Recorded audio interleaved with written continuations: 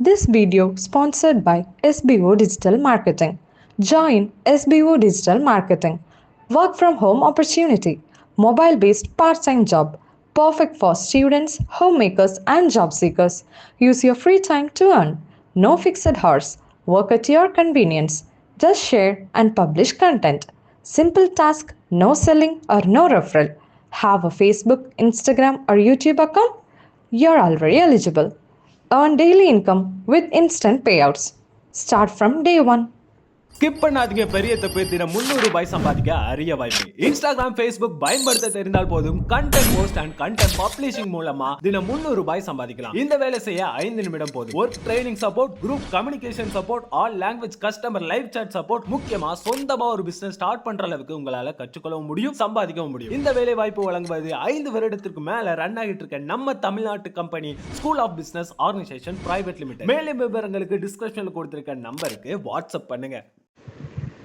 கவி பேரரசு வைரமுத்து அவர்களின் கோடுகளும் சித்திரங்களே. என் பாதங்களுக்கு கீழே பூக்கள் இல்லை, மொய்த்து கிடந்தவை முட்களே. எனினும் ரத்தம் துடைத்து நடந்து வந்தேன்.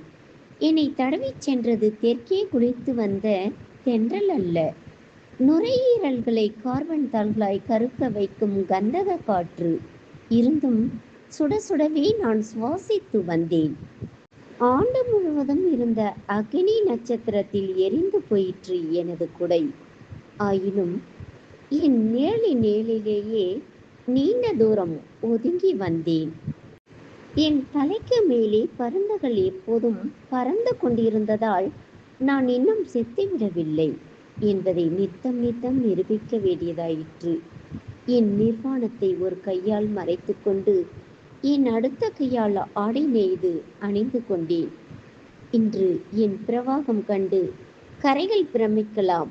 ஆனால் இந்த நதி பாலைவன பாறைகளின் இடுக்கில் கசிந்துதான் இறங்கி வந்தது. தனது சொந்த கண்ணீரும் சுரந்ததால் இரட்டிப்பானது இந்த நதி. இந்த விதை தன்மேல் கிடந்த பாறைகளை முட்டி முட்டியே முளைத்து விட்டது. இன்று என் புண்களை மூடும் பூக்களினால் நான் சமாதானம் அடைவது சாத்தியமில்லை. இந்த சமூக அமைப்பு எனக்கு சம்மதமில்லை.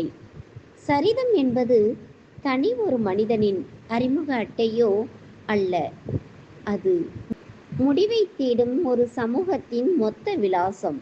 இதுவோ பிரணத்தோடு வாசித்த சங்கீதம், எனது ஞாபக நீரோடையின் சலசலப்பு. நசுங்கிய நம்பிக்கைகளுக்கு என் பேனாவில் இருந்ததொரு இரத்த தானம்.